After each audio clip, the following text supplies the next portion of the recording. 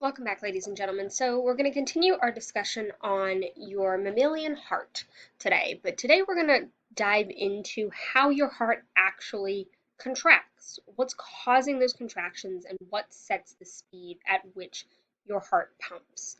So you have this conducting system that's set up in your heart muscle, and it's a network of these sort of neuromuscular cells that initiate and then also distribute these electrical signals, these electrical impulses throughout your heart to allow it to contract and relax at a regular interval.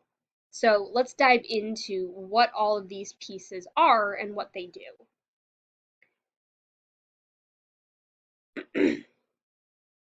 So first off, we're going to start up here in your right atria, and you have a bundle of cells here called your cyanoarterial node, or your SA node for short. It's essentially your natural pacemaker. And the idea here is this is where the signal originates. Once it gets sent from here to the next step, it's a cascading effect, sort of like hitting a set of dominoes. It's going to just continue to go once this signal leaves this SA node. So its job is incredibly important to not only set the rate at which your contractions happen, but the timing as well. So once the brain sends a signal here to this SA node, it's going to cause your atria to contract, and this will cause both your right and your left atria to contract at the same time. The regulation here is both from your parasympathetic and your sympathetic portions of your nervous system. So anytime we activate your sympathetic system, this is sort of your fight or flight piece of your nervous system, we're going to cause your heart to speed up. So we're going to cause that SA node to send signals faster and more closer together. Where your parasympathetic system is sort of what we call your rest and digest portion of your nervous system. So they're essentially antagonistic to each other, right?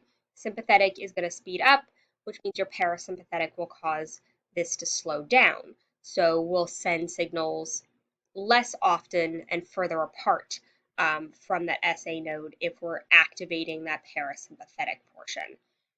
Not only are your neural systems connected here to this SA node, but we can also regulate the speed at which that SA node sends its signals also by other hormones.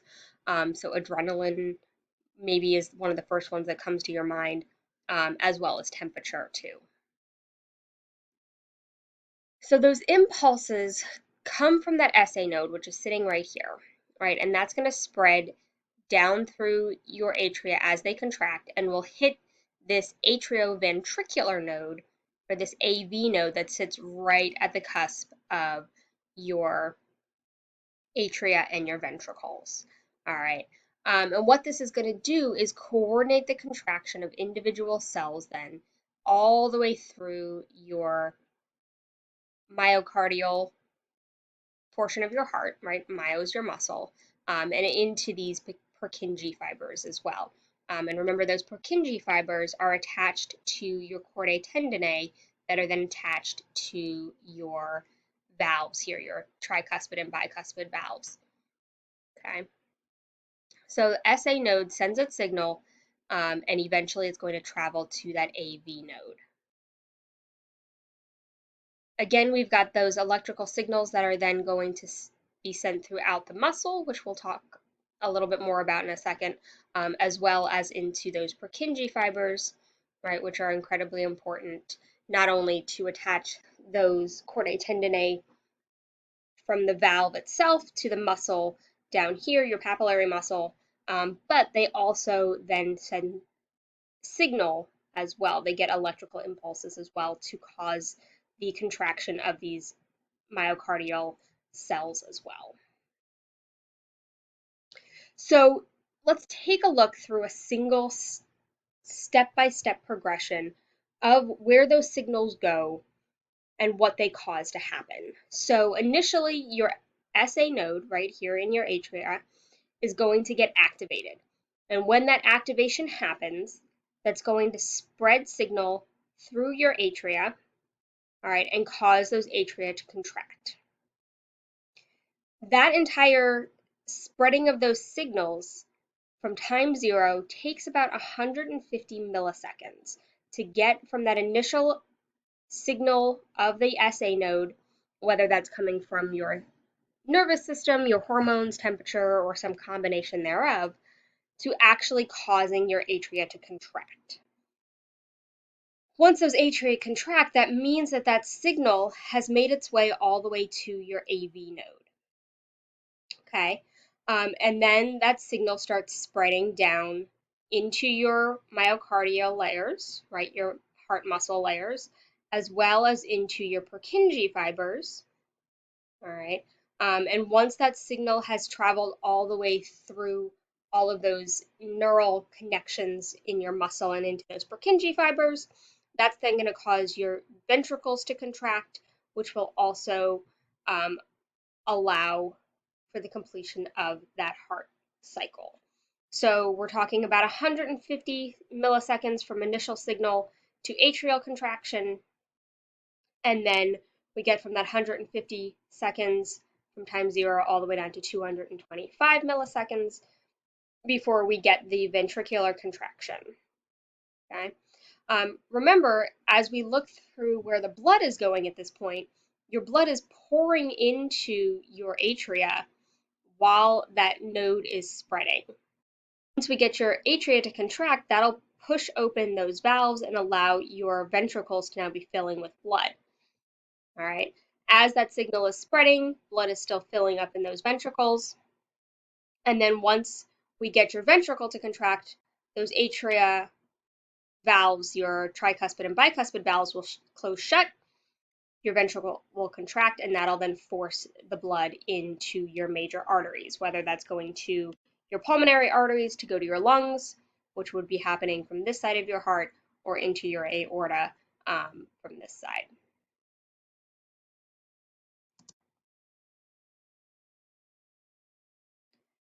So what we're really talking about here with that conduction of electrical signal is your cardiac cycle, or what you probably know as your heartbeat, right? So a single cardiac cycle is the heart contraction and relaxation in a rhythmic cycle. It's a single complete heartbeat. And those fibers, those SA nodes, AV nodes, all of their job is to ensure that this cycle, this heartbeat, is happening at regular intervals. And we speed it up if we need to because we need to move blood faster in your body, or we slow it down when you're resting. So your cardiac cycle is your atria filling, contracting, ventricles filling, contracting, and then pushing that blood out. And while one chamber is emptying, the other is filling. All right. So we look at a complete cardiac cycle, or your complete heartbeat, being about 0.8 seconds in the average healthy adult. So you get the atrial and ventricular diasystole versus systole. So let's see what those words mean. So when we talk about systole, this is the contraction of the pumping phase. So you have atrial systole, you have ventricle systole. So when those atria are contracting, when they are in systole, that means your ventricles are in diastole. So they're always opposite each other. Atrial systole, we're forcing blood into the ventricles because the atria are contracting. When the ventricles are in systole, they are then pushing blood out into your major arteries. The diasystole is then the relaxation or filling phase where the blood is returning to the heart and filling up those atria. When those atria contract, then we can talk about ventricular systole, diasystole, where they're filling from the atria itself. So systole, again, is contraction and pumping. It's pushing blood somewhere. The diasystole is the relaxation or filling side of things. And when atria are in systole, the ventricles are in diasystole. When the ventricles are in systole, then the atria are in diasystole. So they're always opposite of each other. So here's a complete nice diagram to walk you through all of that in terms of timing here, right? So we set off here, we're filling those atria, we set off the AV node, we get these guys to contract, push the blood. All right, once those relax and your ventricles are now in systole and pushing blood, the valves are closed, atria are filling again, ventricles are pushing blood out into your major arteries. We let everything relax again, atria are filling, ventricular disystole, everything contracts, or relaxes, I should say, and the whole system starts back over. So you're looking at about 800 milliseconds from that initial systole till we get back to the start again, or about 0.8 seconds. So how do we read this? How do we even know that this is happening? And one of our biggest tools in medicine to monitor your heartbeat is to record them on electrocardiograms. You may either see it as an ECG, which I think is a little more common as of recently, or an EKG. It's the same basic principle, but we're looking at those electrical impulses, which tell us when your chambers are in systole or disystole, what's contracting, what's filling. And so we look at these very regular patterns that get produced by the electrical currents that these SA and AV nodes are sending and receiving. So you get these bumps or these spikes when all of this happens. So your SA node creates this little bump here at the beginning. All right, you sort of get a resting piece as that signal is being spread across your atria until your AV node gets activated. You do actually get a mild, what we call depolarization. All right, so a drop in electrical signal as that signal spreads from that AV node down into the bundle branches into your heart's apex. And then you get a really big spike once we get those Purkinje fibers finally activated and cause the ventricular contraction.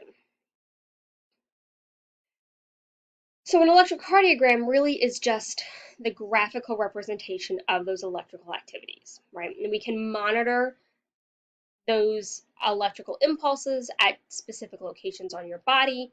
You usually get at least 3 leads, is what they call them, 2 on your chest, and usually 1 somewhere over here or down here on your arm. Most of the time, if you're in a true hospital setting, they'll do even more than that. All right. And we can use them for all sorts of components. Some of it's just simply monitoring. We can also use it to diagnostically understand potential problems. So if you know how to read them, you can see inflections in those peaks and be able to understand potential damage to the heart. Defects. Is the valve not opening or closing properly? Is it not sending the signal correctly? Are there differences in chamber size than what it should be? So on and so forth. So when we look at the basic peaks, here's your P wave, right, which is that impulse being spread across your atria, okay, until that atrial contracts. Your QRS complex is the AV node now sending that signal down through your myocardial compartments into your Purkinje fibers, and then your T wave is after your ventricles actually have contracted and start relaxing. So you get this QRS where that signal spreads, the ventricle contracts, and then you basically reset your heart is what that T wave is. And then the whole thing starts over again. Send that signal, spread across your atria, all right, get them to contract, send that signal to the AV node, spread that signal, which is what's going on here, until you actually get the ventricular contraction, and then everything resets. So we can look at these intervals, and if you know how to read an electrocardiogram, if those intervals are wider, smaller, if the entire complex here happens quicker or slower, that tells you a lot of pieces of information. If they're not as high as they should be, if they're reversed, so on and so forth. All of that gives you information on what can potentially be happening in that heart.